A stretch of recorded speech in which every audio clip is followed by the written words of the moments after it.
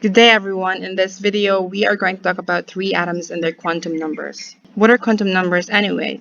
Quantum numbers help us to describe the probable location and energy of the electron in an atom. So you have four quantum numbers. First, we have principal quantum number, and it has symbol n, and it tells us about the size and energy of the orbital. And it comes with values of positive integers 1, 2, 3, and so on. We also have azimuthal quantum number L, and it tells us the shape of the electron. It comes with values from 0 to n minus 1.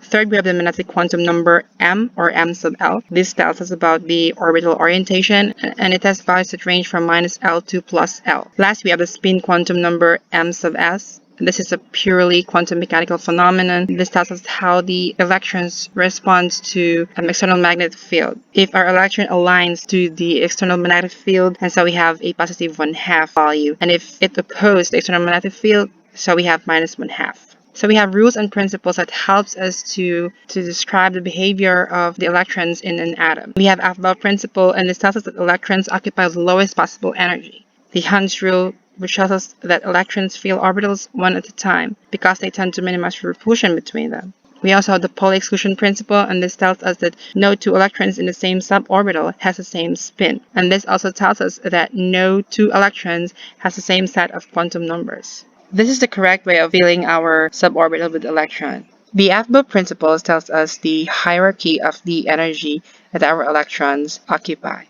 The Hund's rule tells us that we need to fill our suborbitals with one electron at a time. I come up with 3 steps to determine the 4 quantum numbers of an atom. So first, we need to have their electron configuration, and this we can refer to a lot of sources that readily gives their electron configuration. Number 2 is to determine the valence shell, and this is the last term in the electron configuration. Third is to use the valence shell to determine the quantum numbers. The n is the first number that you see in the last term. The L is the letter. The exponent is the number of valence electrons, and this will help us to determine our m sub L as we place our electrons in its suborbitals according to Hund's rule. And m sub S can only have 2 values, positive 1/2 and minus 1/2. For example, for the valence shell of oxygen, it has 2p4, and so the principal quantum number is 2, the orbital is p, and the exponent is the number of valence electrons in the orbital. And we can use this as a guide to determine the value of our L. So if it is the s orbital, it has the value 0. P equals 1, D 2, F3, and so on.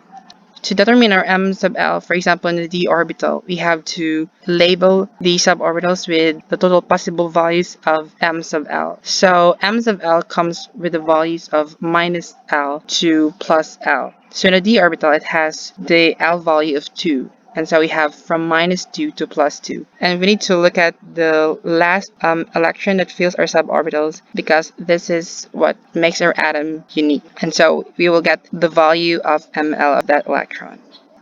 So let's try it with the carbon atom. It has 6 electrons, and its electron configuration looks like this. The exponents should sum up to 6 electrons. And it has the valence shell 2p2, and we can readily know that n is equal to 2 based on the table.